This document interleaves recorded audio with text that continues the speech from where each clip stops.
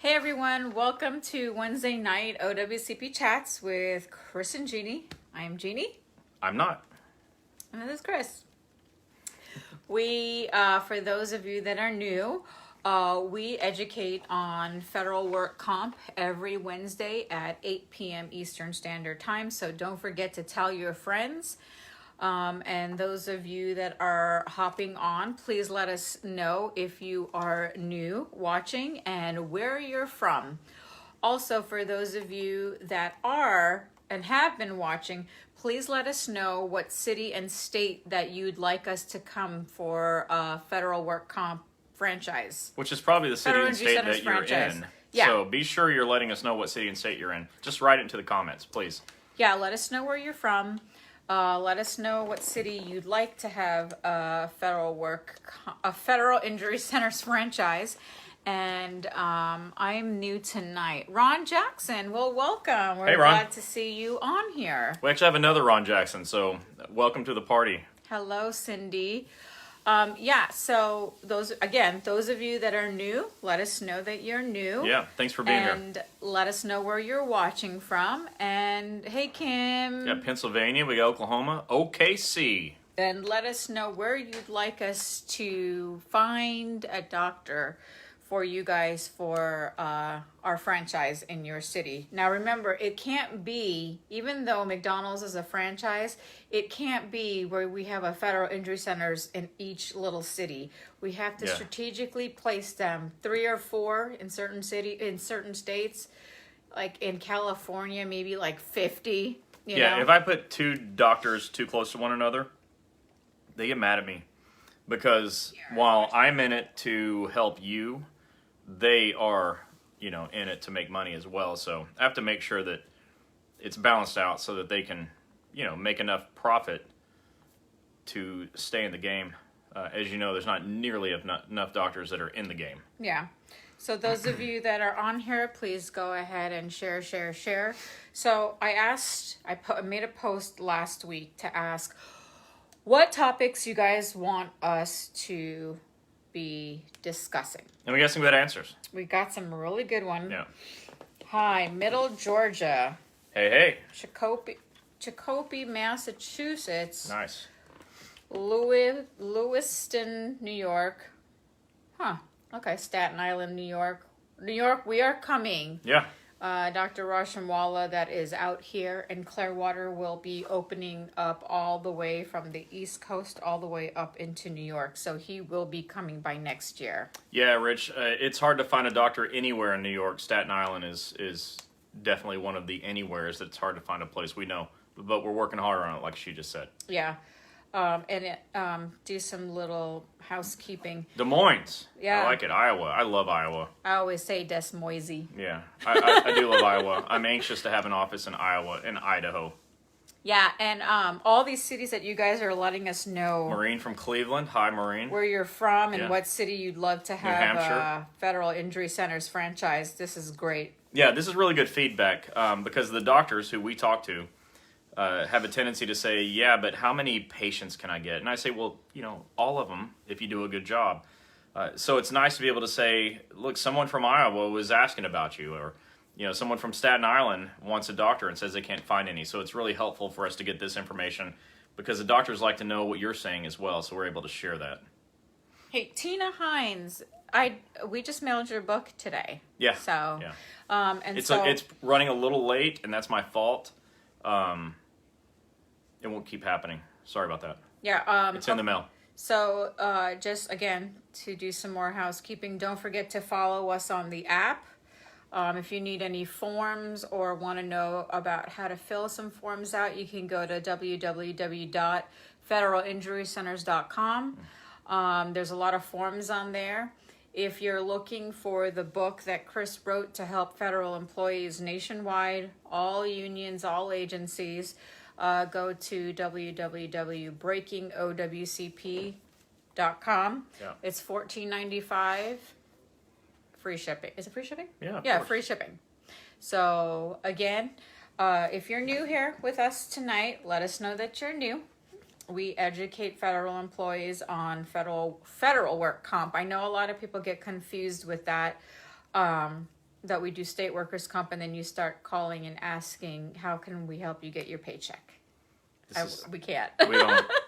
We don't do state workers' comp. I'm from Texas, and as of about 2007, 2008, Texas workers' comp was so bad for the patients, for the workers. And then they made it horrible for the doctors.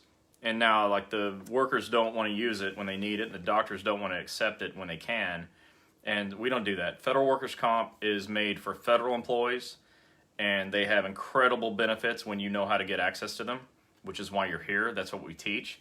And then it's great for the doctors, too. And when the doctors realize that it's awesome, then they want to help you. And that's what you're missing right now. You don't have doctors that want to help you because they don't understand the system. Once we teach the system, it's like the light bulb turns on and they say, holy cow, I can't believe this has been here all along. Just like you say, I can't believe these were my benefits all along. Anyway, somebody said, how do I get the book? I'm going to be pinning right down, Yeah. down there. Give me like 1 minute. I'm pinning the comment below. So again, those of you that are new, let us know that you're new. I know people are saying that you're new. And let us know what city you'd like a Federal Injury Center's franchise to come to. And don't forget, if you refer a doctor and they sign with us, we pay a commission. We pay a commission. So Christmas is coming, so remember that. So in the meantime, while I pin everything below, let's go ahead and start with the first topic. Okay, I'm going to start with a topic, but a couple more things. I want to remind you to go to Twitter. Roughly one person a week will sign up to follow our Twitter page, which is @Fed Injury Center.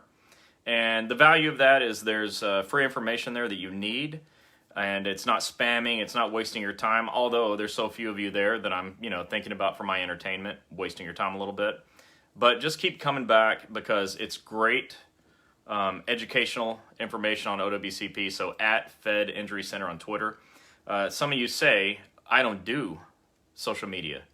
Well, I disagree because you're here watching this on Facebook. So you have a phone, you already do social media, get Twitter, @Fed Injury Center. Yeah, so if you guys can see, I just pinned it right there. So if you want to call us, the 877 number is there. And if you want to buy the book, the website is on there. So let's get started. Thank you, Rhonda. And it says that you're a sharer, so we're glad you share. So, and the last thing, go ahead and share.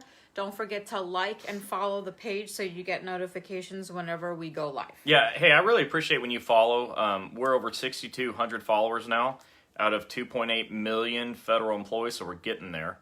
But we increased over 100 people last week, which is great. So please just hit the follow button and like the page. And then when you hit share, that lets your friends in your Facebook friend list know that this is happening. And if this is relevant to any of them, or they just want to watch her, they can tune in because they know it's happening because you hit the share button. All right, so grab a piece of paper and a pen. And a glass of your favorite cup of water. One of the questions, and we get this question all the time, is... How do I prove my CA2 condition?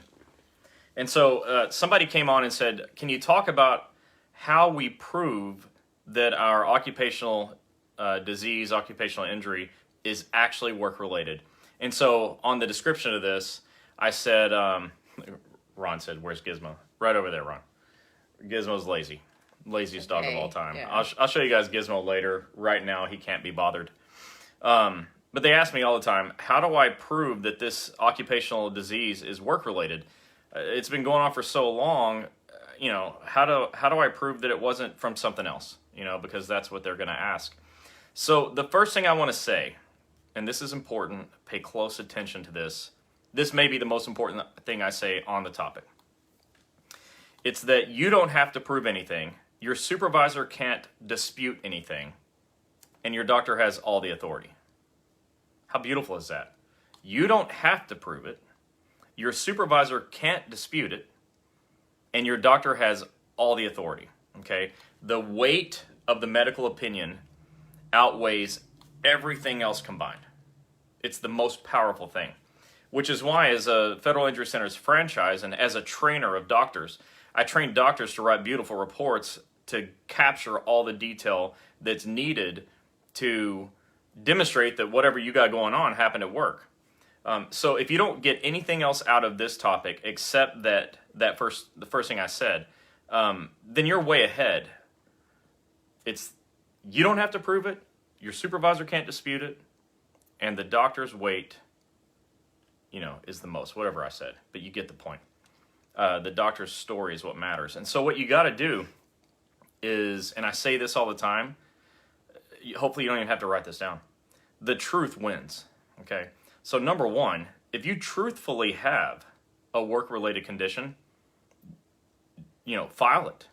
It's truthful. The only way you, as a federal employee, can be in trouble for reporting an injury is if it's a lie. As long as it's a genuine work-related condition, you're fine. Even if the doctor can't prove it, there's no harm done to you. It's just the doctor did a bad job. Because a legitimate condition should always be accepted because the doctor does a great job. But how do you prove it? Well, you fill out your CA2 form, and they don't give you a lot of room in the middle of the first page to write what happened.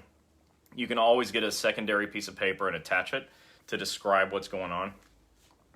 But I like to tell when I'm teaching doctors to, especially on a CA2 condition, do a couple of things.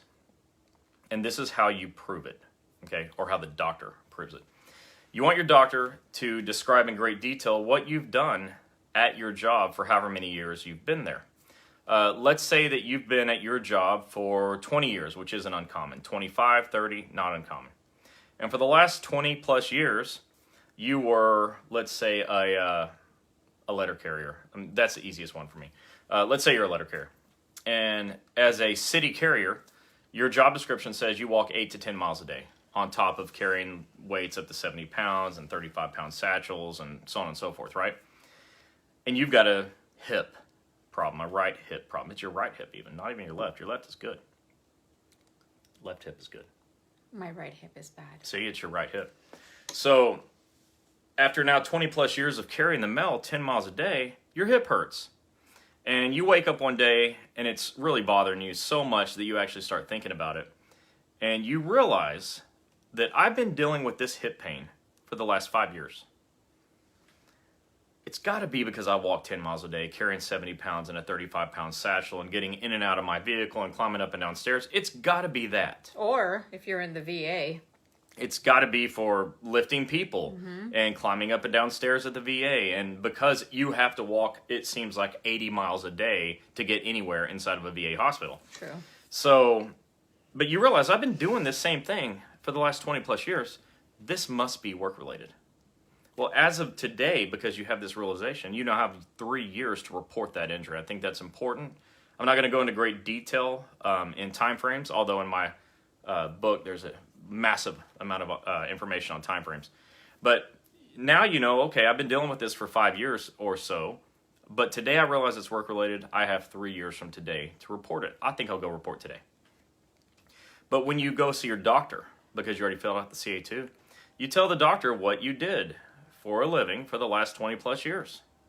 I walk 10 miles a day. I carry weights up to 70 pounds. I have this 35-pound satchel, and although I'm not supposed to wear 2 of them, I often do, and I have to carry those up and down stairs. And when I'm in apartment buildings, it could be 5 flights of stairs. Who knows? And I've been doing that for the last 20 plus years, and now my knee or my hip is hurting me. It's so bad.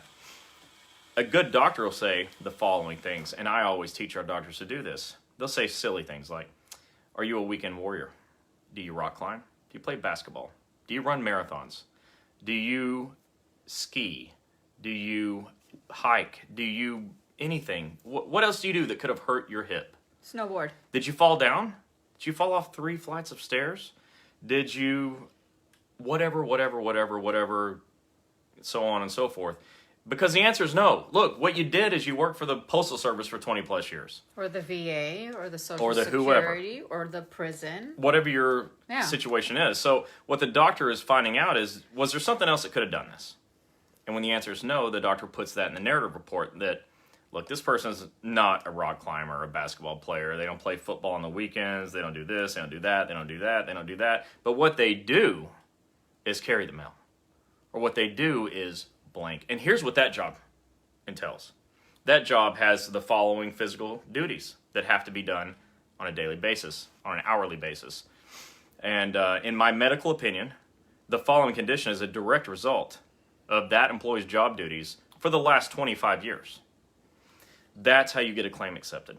Okay, it's you not being scared, which we'll talk about in a second, and filing your injuries, okay, knowing you have the right to do so, telling the truth on your forms, telling the truth to your doctor, and making sure your doctor gets all the detail to describe why you're in this position and how it happened and how it didn't happen, okay?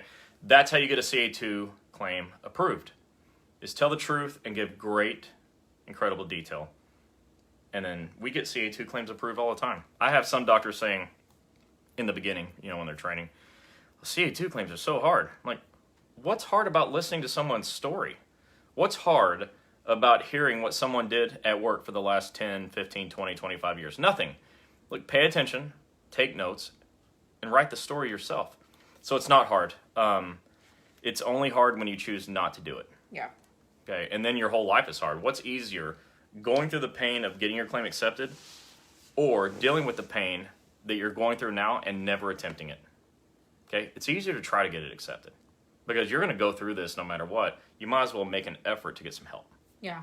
So let's go over some of the questions you guys are asking. So Josephine LaRoe said, what should you do if you fill out a CA2 and the doctor puts you out for a couple of weeks and management refuses to pay you, not for me, but for a coworker? Yeah. Well, what you have to do in that case, because your claim isn't accepted, and so you're not going to get workers' comp pay through a CA7. So you have to use your sick and annual leave. Okay, you have to maybe be willing to take time off without pay. You definitely want to consider using Family Medical Leave Act, FMLA, to protect your job, because if you use FMLA, that's federal law, and so they're required to save your job for you for the duration of your FMLA time. So those are your options. But the other thing I tell doctors all the time, and look, I'm not a doctor. I can't tell doctors what to do medically. I can't tell them how to do anything, really, except how to write narratives and how to do the steps in OWCP, but I can't give them medical advice. But if I could, okay, I would tell the doctor, this person has been working through this pain for the last 10 years, last 5 years. They've been working through it. Give them appropriate restrictions so they can continue to work. And so what I hope will happen for you is your doctor will write appropriate restrictions and your supervisor will adhere to them. That would be ideal. Yep. Suzanne Karsten said, my boss and 204B each wrote a story against my injury claim. Oh, that's wonderful. I would just say, who cares? Because they're not the doctor. They don't have medical license, medical training, medical degrees. And their medical opinion doesn't matter. It's worthless to us. So you don't care. In the end, the doctor's information will outweigh everyone else's. And unfortunately, too often, supervisors have bad intentions. And when they write things to try to keep your claim from being approved, that's pretty transparent. Claims examiners see it, and doctors can easily destroy them on paper. I wouldn't sweat it. Just you tell the truth at all times. You be truthful. And then, including when you're talking with your doctor, be truthful. And then don't worry about it, because it doesn't really matter what they say. The truth, the truth will set you free, right? Just tell the truth. Don't worry about it. We say this all the time, and supervisors are almost never successful. Yeah. They think they have all this power. They have none. And that brings me to another thing. Okay, before I say it, Anthony Reyes said, what about constant pain in the foot from delivering the mail for last 2 to 3 years? I mean, look, Anthony, that could be a CA1. You could have done that in a single shift. I don't know what your situation is, but for educational purposes, you could have done that in a single shift, depending on what it is. But you also could have done that over the course of time that you're talking about through walking. Like, I knew a guy who lost the arch in his foot for walking over so many years. And we were able to get, an estimation of the number of miles and steps taken that would have caused that problem in his arch. Look, the deal is, it doesn't really matter what your condition is. If it's an honest, legitimate condition, it should be approved. And you shouldn't be scared to talk about it and get it approved. Yeah, so that brings us to something that we also saw that you guys wanted to talk about, but we're not going to talk much about it. Stop being scared of the management. I want to talk a lot about that. They need to file their claims. Yeah. Don't be scared. There's we were reading on the chats on the topics, and somebody says, management and the union are, against them and they're working together. Well, you have to remember, they're always going to work together. It's just management just has to do the right thing. And there could be some bad apples. I mean, you have to know there that. are. You have to know it. There are. And you just have to know when things like that happen, don't be scared. We hear what I think a lot of you now in the last 3 to 4 years that we've been educating understand and have stood up against management and have started to file grievances, talk to the union, contact your national when... Show them your shirt. What? Oh. Look at that. File a grievance. File a grievance. Yeah, some of you don't want us to say that. This is for you. Yeah. You're saying management is so intimidating, but you have to stand up for yourself. That's we right. tell you guys that all the time. Chris always, when we were educating out in public, we say, when management push. When they push, you push back. Yeah, and you have to push back even And I don't harder. mean physically. Those of you who know me, I don't promote physical violence. I'm not talking about that. But you can't be bullied. No, and you can't let people run over you. You have the law. Ron loves your shirt. Oh, thank you, Ron. Yeah, that earlier Ron was actually our Ron. It wasn't a new Ron. That was funny. He tricked us. No, there was another Ron. I said I'm new. Yeah, I know. Oh. Okay, He's so being funny. Sue, right? You said I was approved and I got shots. The pain and the swelling have returned. Trying to get out of disability. I'm confused on what to do at this point. You use the Norwood, Massachusetts. Yeah, so if you're still having problems, you go back to the doctor and let the doctor deal with it. I don't know what the course of treatment may be or what the plan may be because that's a doctor thing. But for those of you that are having problems, it hasn't resolved, don't sit around and suffer through it. Call your doctor. Yeah. And let them help you. I can't speak for what a doctor may or may not say because I'm not one of them. But I can tell you that that's what you do. It's what I would do. Yeah, Rich, you said management is easy. Stop being scared. Knowledge is power, bottom line. Yeah. Knowledge is power, buddy. Knowledge is power. Yeah, that's right. And the second topic is why not to be scared to report an injury. So I don't want to go too deep into it, but we may have some other questions first. And then Tina said, stop being afraid. Yes. Okay, here's the thing. And we say this all the time. What's the worst they can do? Fire you? They cannot fire you for your work injury. But if they do, that's a vacation for you. You get it in writing that they're firing you. And they won't give it to you. Because... They won't. If they fire you and you tell them, okay, let me get this in writing. I want you to put it down in writing why you're firing me. If they say because you got an injury, good, let them put it down. Now take that to OSHA. Yeah, but the union presidents that we know and we're actually very, very close with here in Florida, one in particular would say, okay, have you been written up for other things? Were you fired for this? Right. What's your chart say? Your employment records say, oh, you've never been talked to about this. You've never even had a discussion. You've never been written up. Oh, okay, so now you're hurt. You need a union representative that's willing to get in there and put the gloves on and fight. The ones that we're friends with all do. Yeah. In the multiple states that we work in. Some of them don't, and that's how it is. I mean, there's strong and weak in every category and every walk of life, but that's why I'm here teaching you to fight for yourself. I love unions, and I think that filing a grievance is a wonderful measure to take. EEO claims are awesome. OSHA complaints are awesome. Talking to your employee assistance program is worthwhile, I think, in a lot of cases. So you have things you can do. But one thing you can't do is get pushed around. You can't let management do what they want and get over on you. That's not acceptable. And I think we all have to agree that if you're part of this group, we don't do that. We don't teach get pushed around. We teach fight back. But we fight back with intelligence. We fight back with information, with law, with rules. That's how we win. And at federal injury centers, that's how we win. Mm-hmm. We use the rules, the laws, the regulations, and we win. We have, in baseball, they measure batting average by percentages. A 35% batting average is 350. We bat 1,000. We win, and you win by using the rules. And that's what you do too. And I'd like to get into the second topic. Yeah. 'Cause So, we're there. okay. So Jojo says, my CA1 denial came in today. Next week I have a neurosurgeon appointment. I'm not back to work yet. Would you recommend a narrative from my primary and the specialist to get the case approved? Yeah, that's a great question. So what I would recommend, if your specialist will write a beautiful narrative with great detail, I would encourage your specialist to share it with your primary, and your primary incorporate that specialist's work into your primary's report. Because we've got doctors that aren't specialists in whatever. You just pick an area. They're not specialists in everything. And so what they'll do is they'll send out, like psychology, right? Psychiatry. The medical doctor, who's a brilliant medical doctor, will refer out to the mental health doctor, get that person's report back, and then our MD's report, the primary doctor, the primary doctor will say, Dr. So-and-so, who's a specialist and who is board certified in, psychology or whatever, says the following. And in my medical opinion, we should do the following. And so you incorporate the specialist work into your primary care doctors or your treating doctor's work. Not primary care, they don't know what they're doing, but your treating doctor's work.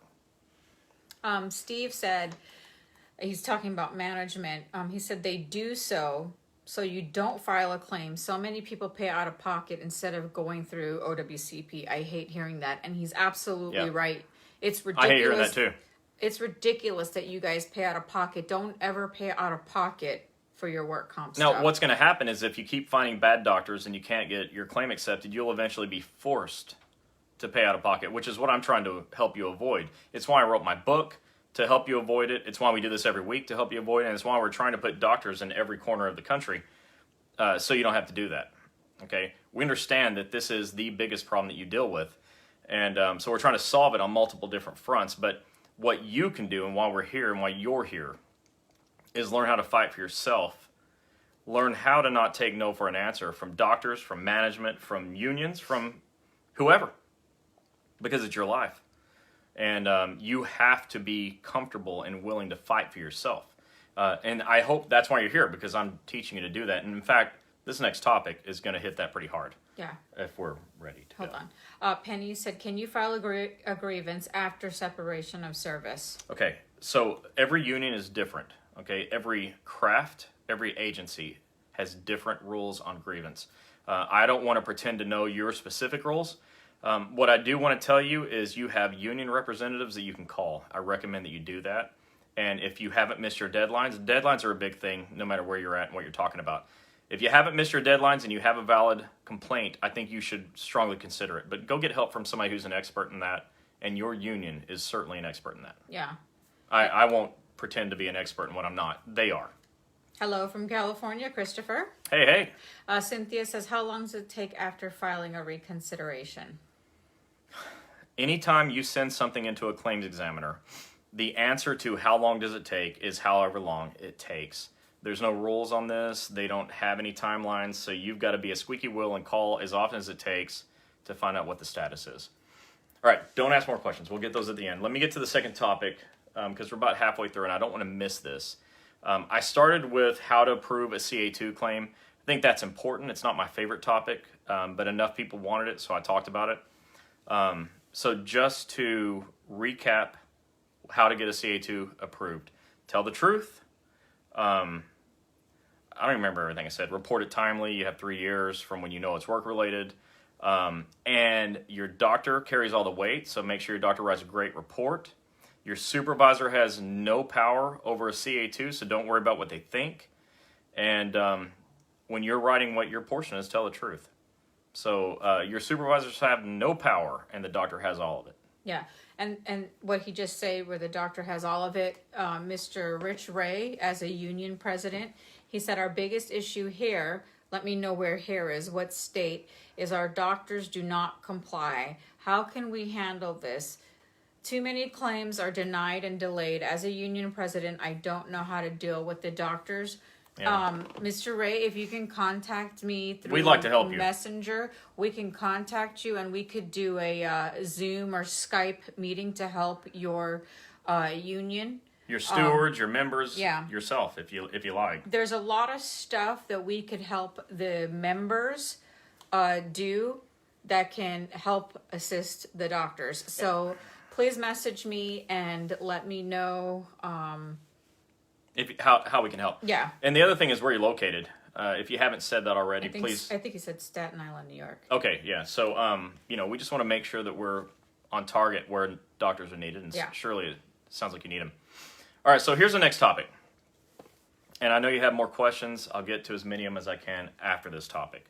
But this one's really important to me because one of the questions that somebody asked this week when we said what topics is, but we're scared to report.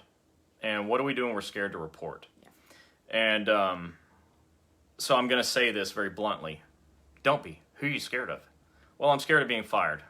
All right, we're going to talk about the rules and laws and why you shouldn't be. My supervisor is going to be angry. I'm going to tell you now that I wouldn't lose sleep over supervisors and their feelings in general. Exactly. Here's your responsibility as an employee. Clock in, follow the rules, do a good job, be safe. Okay, you do those things, clock out. You carried out your role for your job. Now, when you clock in, you do your job, you follow the rules, and you're safe, and you still get hurt, which happens. It happens all the time, okay? People don't get hurt because they're doing a bad job. They get hurt because you're doing a hard job. If your supervisor is angry at you because you decided to tell the truth and report that you're hurt, pick a finger. I don't care. You can't continue to work through the pain. It's just, we see people all the time. I'm going to get in more detail in the answer to this, okay? But look, this is the problem. If you are scared and you don't report and you don't get help, you generally are going to struggle making it to retirement. And I know so many of you, that's your goal. You got this job not to lose this job. You got this job to keep it. You like your benefits and, whatever you like about it. You got this job to keep it. It was on purpose when you applied. And so in order to keep it, you can't go to work every day in pain and not be able to do it. Because like I've said before when I'm teaching in live conventions, pre-COVID, is that how can you make it to retirement if you can't make it through your next shift? Yep. So how are you going to make it through your next shift if you don't get help and you're legitimately hurt? And if you're legitimately hurt, why aren't you reporting? Because it's legit, okay? So what do we do when we're scared? Know the law, okay? So let me give you a few just tips. Go to Twitter. I don't do Twitter. Well, get over it. Do Twitter. Go. Do Twitter anyways. Because the rules that you're talking about that will prevent you from being scared are all listed there. And it's free at Fed Injury Center. The next thing you can do, I swore I wasn't going to do this tonight, get my book, okay, at breakingowcp.com. Because there's a whole chapter in their own rules that will make it easier. When you know the laws and the rules and the regulations, what can supervisors do to you? They're not above the law. And so when the law says that you have the right to report, you have the right to report. When OSHA says you have the right to exercise your rights, and one of those rights, according to OSHA, is to report an injury, you can report an injury. You can also report it anonymously, too. You can call 1-800... Okay. She's talking about OSHA. Yeah. You can't OSHA. report an injury anonymously. You got to put your name on it. You can report that if you don't want information being said about you so you can get accurate information, you could, call in at 1-800-321-OSHA, or you can do it online at osha.gov. Right. So that's if your supervisor refuses to let you file a work injury. OSHA, their sixth right, I think they have 9 employee rights. Number 6 is the right to report a work injury.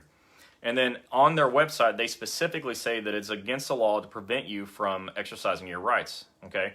And that's all employees, but certainly federal employees as well.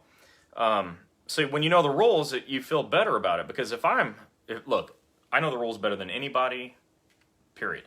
If I was in your shoes and I had an injury and I reported and the supervisor said, but I'm going to fire you, I would just laugh and say, okay, I'm going to take a vacation. I'm going to be back and I'm going to get all my money back from the time I was off. And that's going to be awesome. And you may go to jail. And then again, have it in writing. Tell them, I want it in writing why you're firing me. But, okay, I love that too. It's not feasible. Usually supervisors, when you tell them to put it in writing, are going to realize, oh man, I'm going to incriminate myself. So they won't do it. So the next thing you do is you take a union representative with you to report. Now, many unions will do this. It's almost automatic for some of them. Some won't. I can't help you with that. But I would attempt to get a witness, to get someone else in the room to hear them say you're going to be fired if you report. You have a right to representation. I like union representation because I think the good unions are powerful, and I think powerful unions are good for you. Okay, and I think you should use them. If you're not involved with your union, I think you should get involved. You should. And somebody a couple of months ago said, you're always talking about the unions, Chris. A member, somebody who's a patient in an office. You're always talking about unions. What's your association with the unions? So, well, my association with the unions is that I like that you have help. Otherwise, I'm not associated. I have respect for strong union leadership. Almost all the ones I know are. Almost. The ones we have to say, because we know the ones in Florida very, very well. In Alabama. And Alabama. Yeah. They are like, I'll say it. There's a state president here, Albert Friedman. A lot of you know him. He's a bad man. NALAC. He's a bad man. I'll tell you, if I had him or Natasha with the rural carriers or Nick or any one of these guys as a union president that I work for. Nick's pretty bad, too. I'm telling you guys. These guys are hardcore and they fight for their union members. Hopefully you have that same experience where you're at, that you have some hardcore folks. Yeah. I mean, you remember in Alabama, the union steward, Passion, yeah, who called us, and she was livid. Yeah. So there was a steward there who was livid over what happened to someone. If you find someone like that, that's who you want to take with you. Yeah, the Alabama. The person who's willing to fight on your behalf, bring them. Yeah, okay? Birmingham APW. They're that's awesome. One group that they don't play around. There's a lot of stewards that attend their union meeting, and they will back other employees up. But from top to bottom, they're so good. They're hungry. President, they're hungry for the information, and they're using it. Anyways, let me get back on track. Bring a rep if you can, because you're not going to get that in writing. Although that would be, it would be great to get the supervisor to be dumb enough to write, "I'm firing you because you filed a work injury."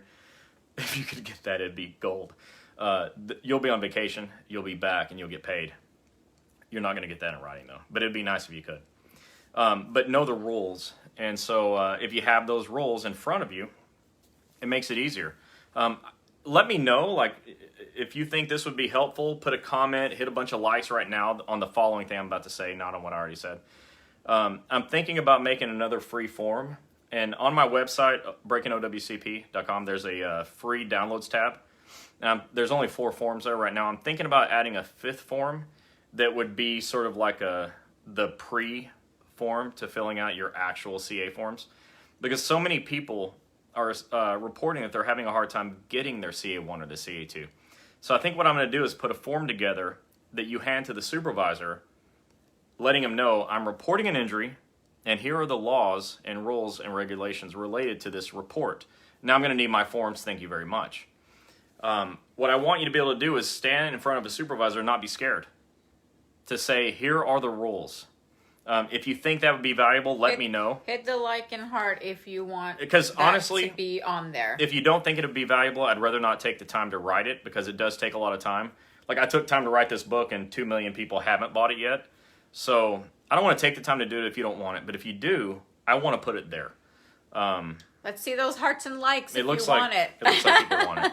So I'm going to make a form that will help you report to your supervisor. Just know it's not an official OWCP form. It's an official Chris Helms form. And my forms are good. They come from a lot of experience and information. But you need to not feel scared to report. So I think what I'll put on there is what OSHA says. I think I'll put what the Code of Federal Regulations says. I think I'll probably quote the CA10 and what the U.S. Code says. Because the U.S. Code says that it's a crime to prevent someone from reporting an injury. Did you guys hear that? The U.S. Code says it's a crime to prevent someone from reporting an injury. The post office on their website, USPS/whatever, says that a person can go to prison for preventing you from reporting an injury. So that's a pretty big deal.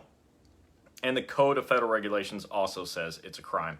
So it's a crime. So what if I put a form together that says, A, here's what the law says, it's a crime, and B, OSHA reiterates that it's a crime, and they even say one of your rights is to report an injury. So if I can put that in, I think it will help you, but then you have to not be scared to use it. Right. Because all you're doing is exercising your rights as a federal employee. Yep. And I'm in favor of you exercising your rights. Ooh, look at all those thumbs up and hearts. Okay. Let's get to some Rich Ray questions. said he'll put it in his newsletter. And by the way, Yeah. Rich, hey, I really appreciate that. Listen, I do write a little bit for a living. I say this a lot. If you have a newsletter, you like something written about OWCP, get with me, and I'll be happy to write articles for you. I don't charge for this. I'm here to help. So I'll be more than happy to write articles in your newsletters. And for anybody. Yeah. Look, you can't be a member in a union and tell me to write an article. Okay, your president or somebody in charge has to do it.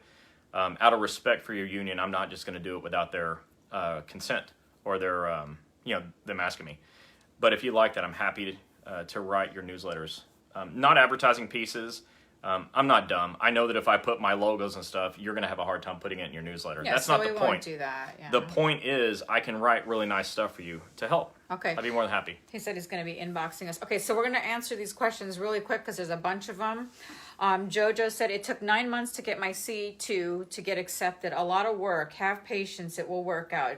That's just for the encouragement. Well, and that's Great. right. And he's right. Never give up. I say this all the time. It's not over until you quit. And I don't recommend quitting because if your condition is legit and it's timely filed, it should be approved. It may have been denied, okay? But it won't stay denied if you keep working at it. Yeah. We've had people that came to us with multiple denials prior to getting here, and then we got their claim approved. We've had people that got here and in spite of our best efforts had multiple denials, and the person stuck with us and we eventually won. The goal is to win eventually. Okay, your goal is like mine, to win today, or yesterday would be even sooner. But to win eventually, you never give up. Yeah. Ever. Laura said, if you don't like the doctor that you have, can you go to a doctor that is in the same group without asking work comp for permission to see another doctor? In the same group, that's like automatic. I used to work for a practice in Texas. We're the largest federal workers' comp group in the country, which made it in the world.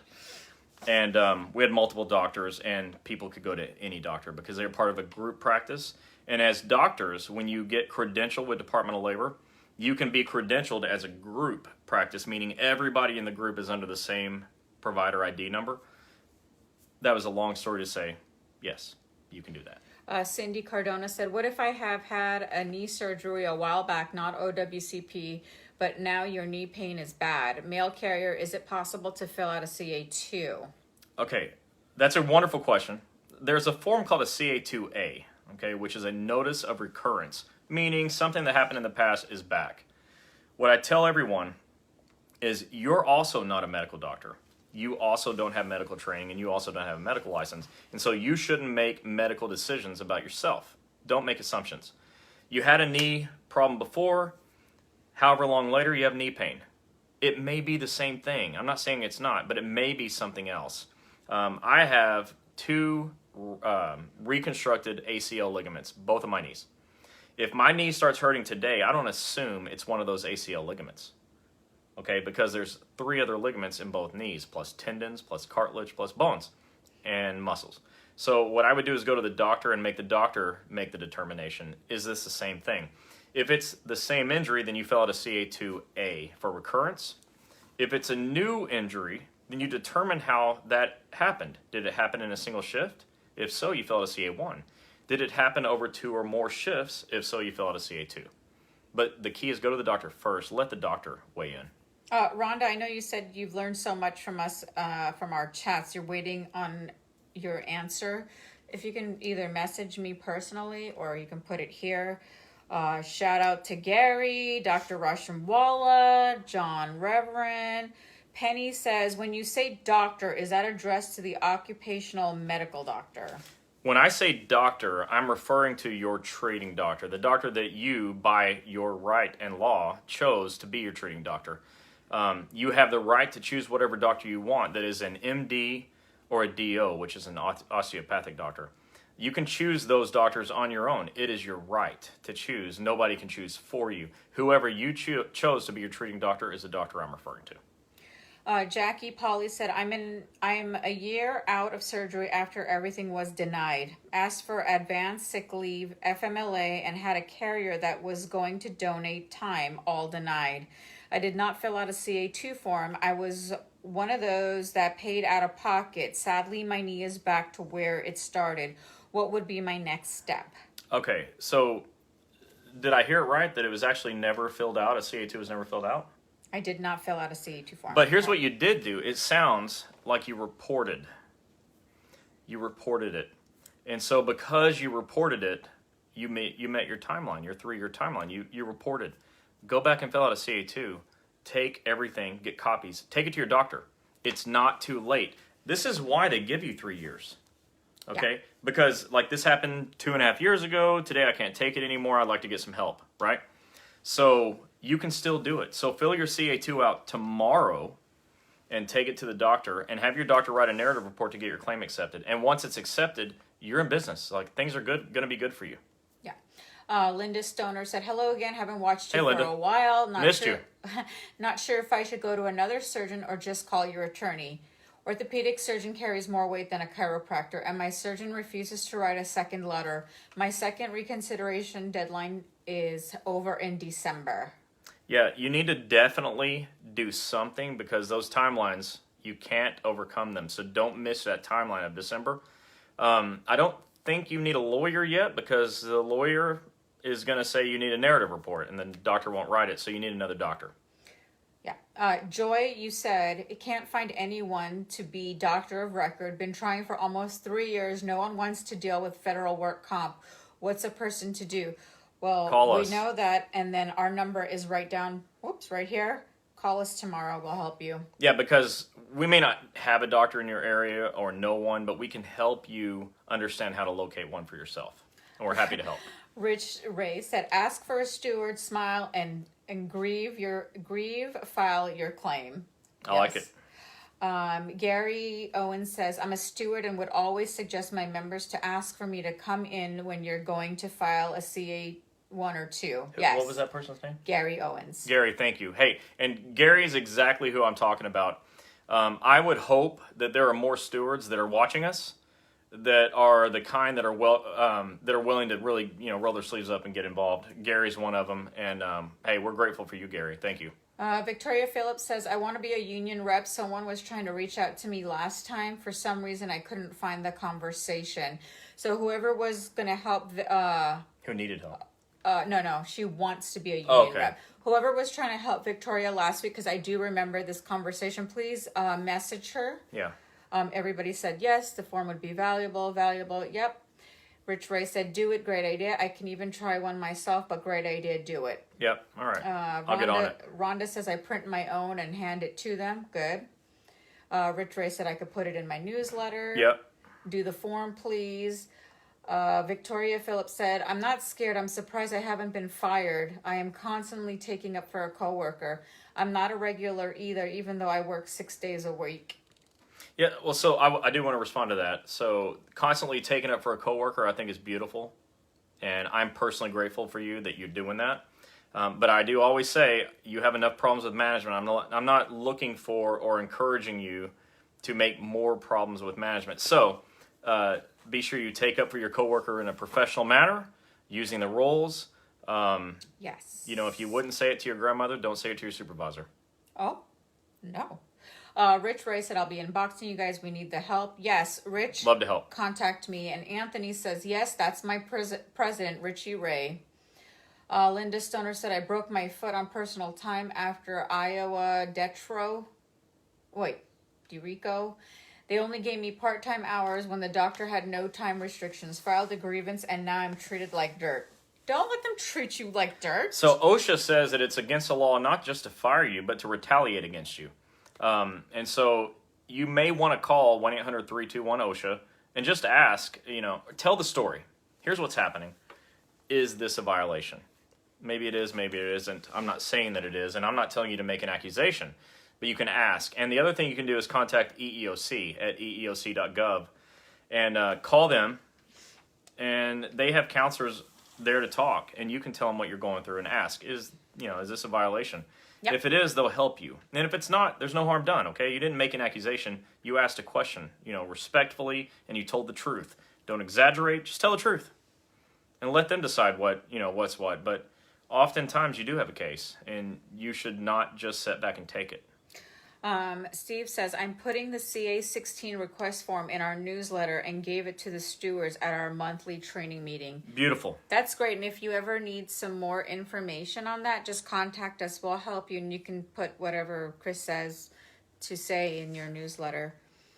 Victoria says, how do you go about filing a grievance towards a fellow co-worker who is, in my mind, a bully towards the woman, and our postmaster knows he does it? So I love answering questions that I know the answer to intelligently. I can't tell you how to file a grievance. I can tell you to go speak to a union rep that you trust and ask that question. Gary Owen says, the information you give is amazing. Thanks for doing it. Thanks, Gary. Never be afraid to file if you're injured, and ask for your union representative to be there. As a steward and state representative, I would always suggest it both CA1 and CA2. Stick with the document, everything, and keep pushing it through. Yep. And you know what? I haven't said this in these terms, but let me just say it. Another reason not to be scared is because you're telling the truth. The only time to be scared of reporting is if you're not telling the truth. And if that's the case, the laws are strict on you too. Telling a lie, willfully using false information, can get you in a lot of trouble.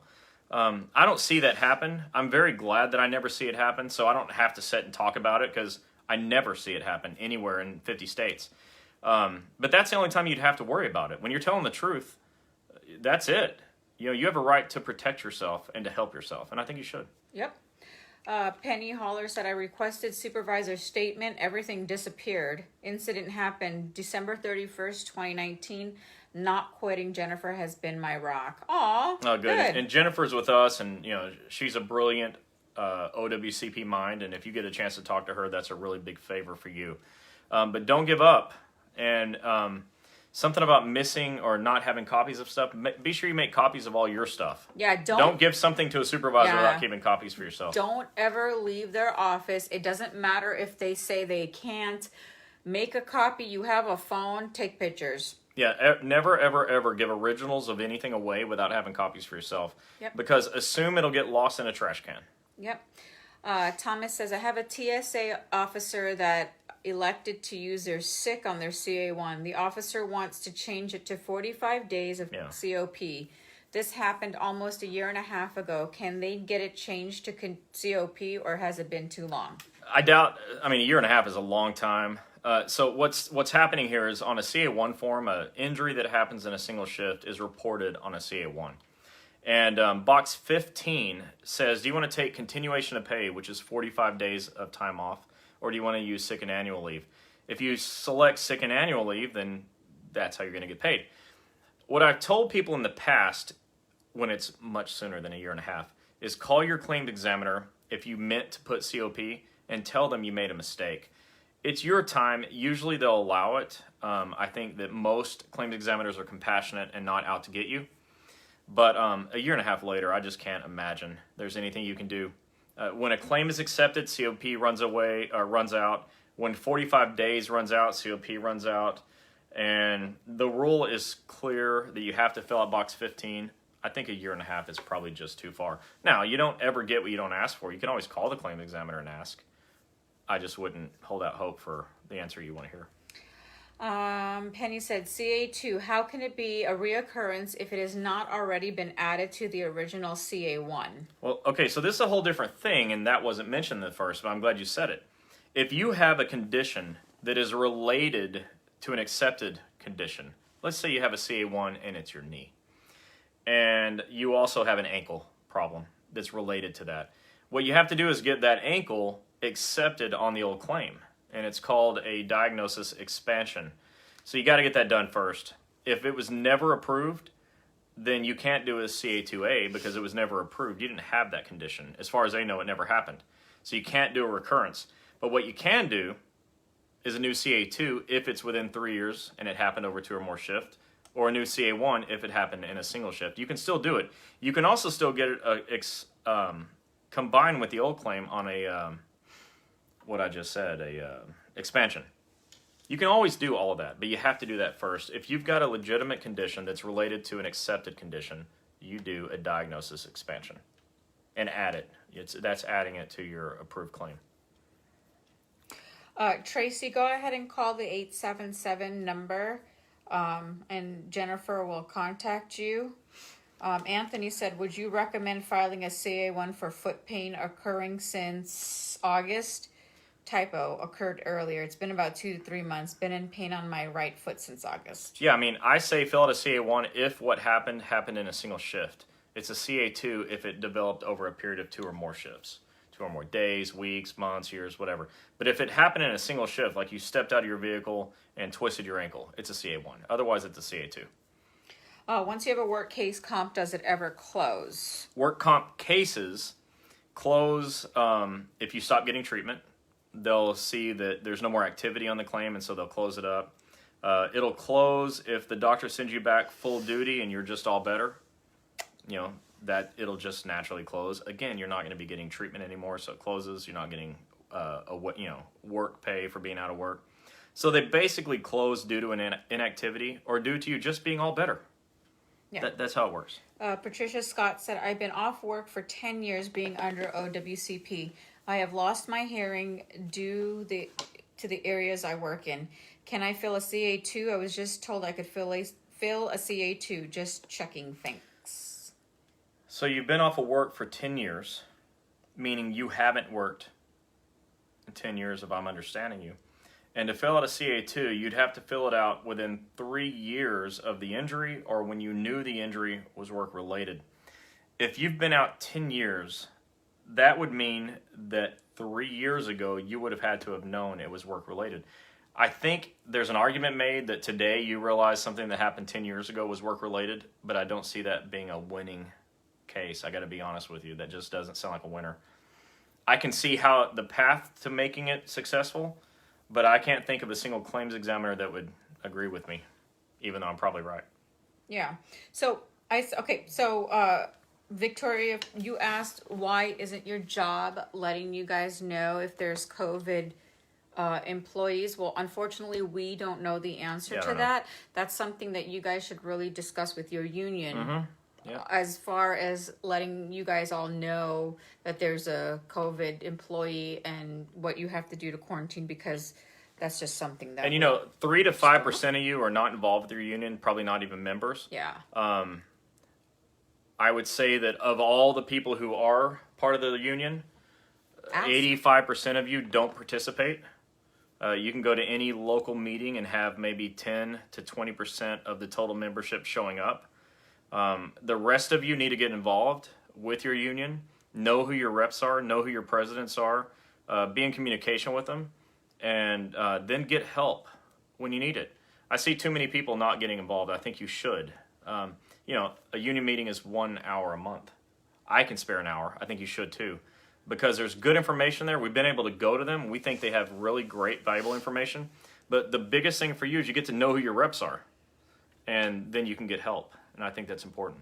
Yeah, so I know you guys had a lot of great questions on this and about filling out a CA1 and a CA2. So I know prior to COVID, Chris and I were going to do our first union convention. Not union. Not union. No. An OWCP, a federal Wednesday night OWCP chats. National convention. Yeah. We might have Eric come on and maybe a few doctors just come on. So it'll be about 3 hours long. Yeah. And because of the questions you guys are asking, it seems like we need to really educate you guys a little bit more. So, and you guys need to share it with friends, yeah. Like not 1, but 100 people. You need to be sharing this. You can all see there's 74 eyeballs on this thing right now. There should be 7,400. We're just not reaching enough people. And so I need you to help reach more people by telling more people. I can only help who shows up. So help more people show up. That would be really wonderful.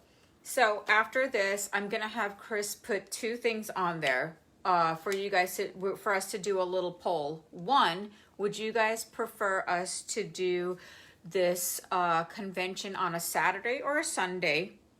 And will you guys attend if we do this? Virtually or live in person? Yeah.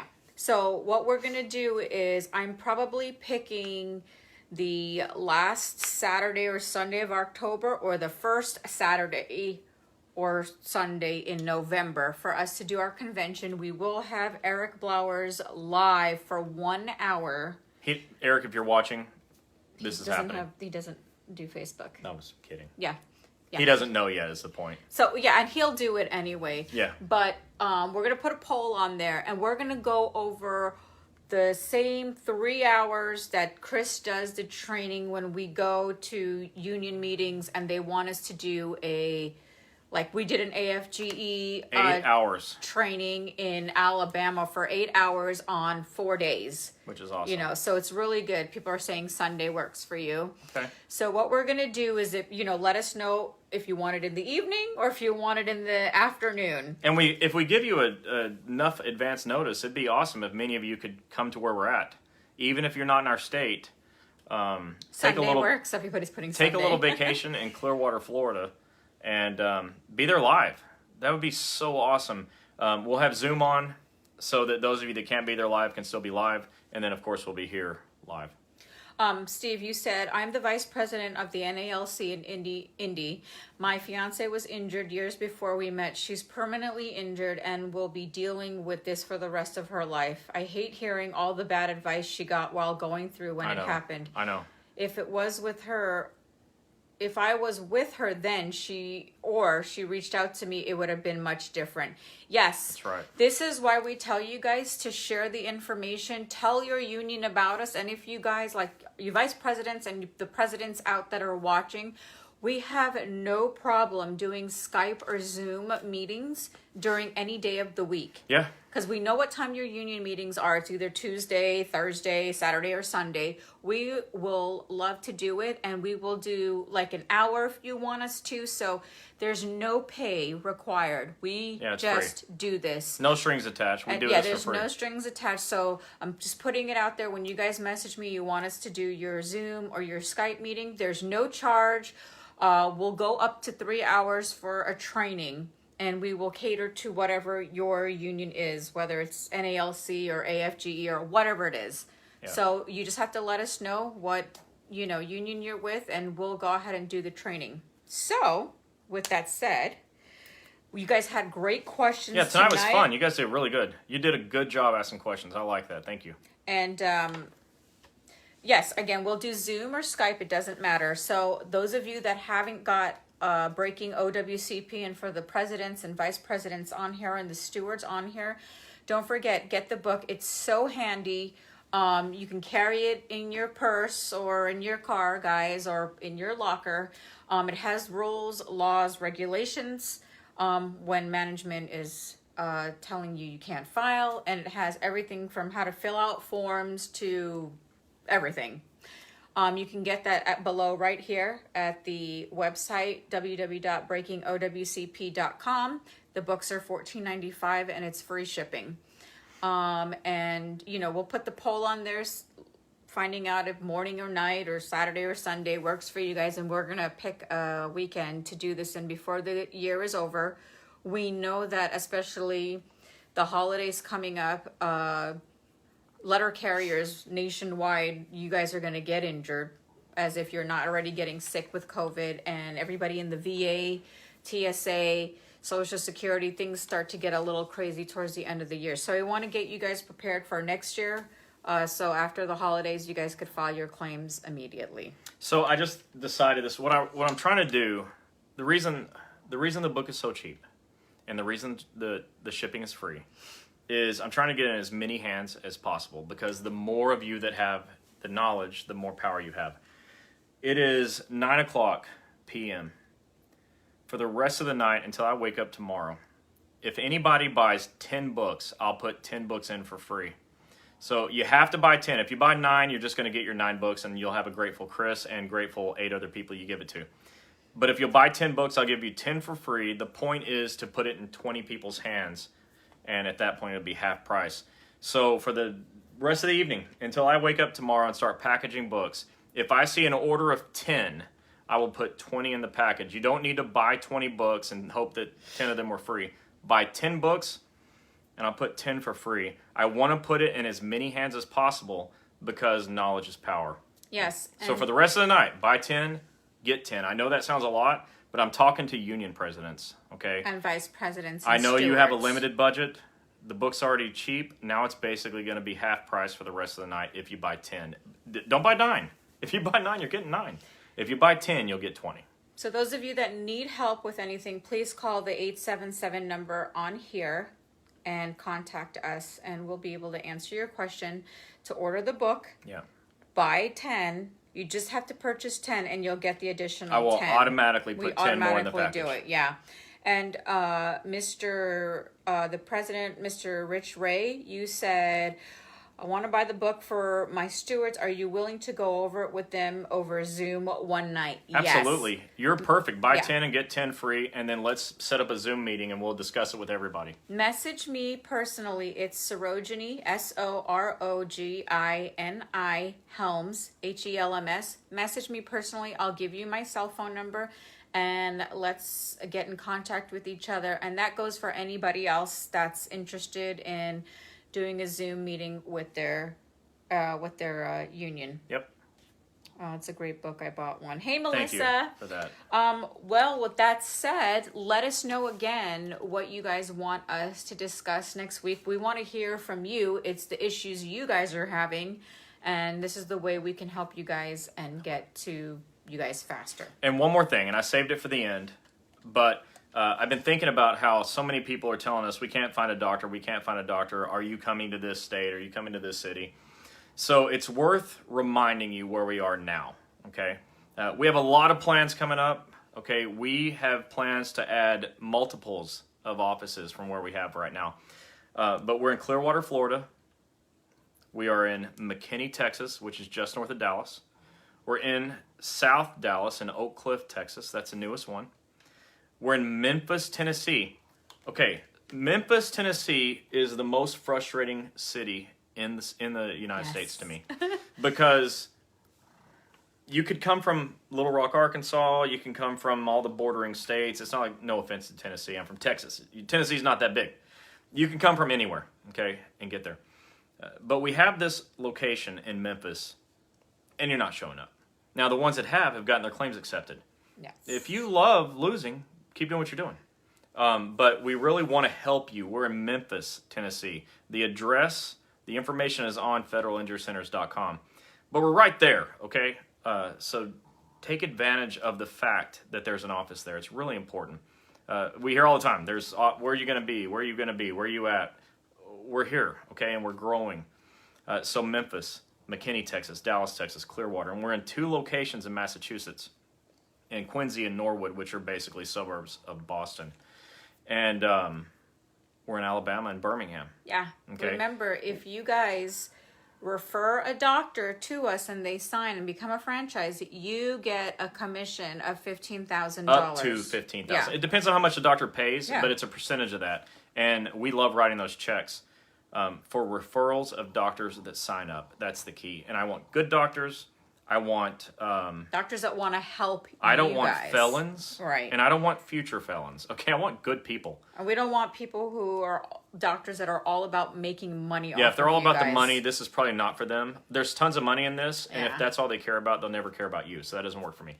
But anyways, look, we're in those locations. And it's important that you take advantage of those offices because they're there to help you. And we're getting claims accepted at a rate of 7 times what anybody else can, at least. We're crushing the competition. We're crushing what the market has, okay? You guys have 1 out of 13 of you has accepted claims. We have 11 or 12 out of 13 have accepted claims. You can go fight to get your claim accepted, or come here where we fight and win. Yeah. And then we win. Yes, Amy, a chiropractic doctor, as long as they have a MD. You can see a chiropractor. They can assist the medical doctor or the nurse practitioner or PA, and the chiropractor can do physical therapy. That's in the Code of Federal Regulations. But your claims examiners, your nurse nurse case managers, and your supervisors will try to scare you in saying you can't go to a chiropractic office. It's called a multidisciplinary practice. Chiropractors and medical doctors integrate now. So they're under the same roof. If you're in a chiropractic office, it's really likely there's an MD there. Yeah. In the same place. I see Tish. You're on here, Tish. Look, I'm Hey. representing Red for Feds for our AFGE. There's red there. There's red, so I made sure I wore red for feds, even though it says hashtag And file a grievance. I'm just representing my girl Tish. Yeah. And I see MVP, where did he go? Mr. Scott. All right. Scott, I see you on there. Hello. Hey, welcome. Hope everything is going well in Ohio. And yes, Tish said knowledge is capital power. That's right. So with that said, everybody, thank you again for watching us tonight. Those of you that watch the replay, hashtag replay, and those of you that want to know about anything else that we love you too, Tish. Those of you that want to learn about anything else, please go on the Wednesday night OWCP chats page, click video, and you'll see all the videos on there, and they are all titled. Penny said that her doctor said chiropractic is not covered. Your doctor should call me. They probably need an education in OWCP. Yeah. We work almost exclusively with chiropractic / medical doctor offices, those integrated practices. And you can't tell me what you can and can't do because I probably know a little more. Yeah.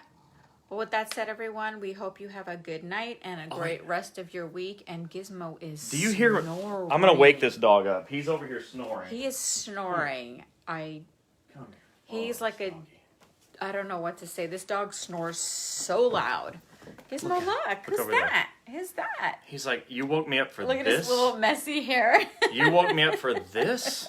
Why am I awake? Aw, poor baby. Mommy's baby. This is Gizmo. He's not like a mascot or anything because he's not excited. You too, Tish. Stay safe. Well, everybody, we will see you next week. At 8 p.m. Eastern Standard Time on Wednesday night OWCP chats. Still sleeping. Yeah, he is. We're waking up. Hi, baby. They're saying hi, baby. Anyway, we'll see you guys. And if you guys have any other questions, go ahead and put them in the comments and we will be catching up on them. And please message us for the Zoom and Skype union meetings. We will get that all set up with you guys. And don't forget the books. Buy 10, get 10 free. For the rest of the night till I wake up tomorrow. Yep. Get on it. All right, guys. Have a great night and Good have night. a great week. Bye.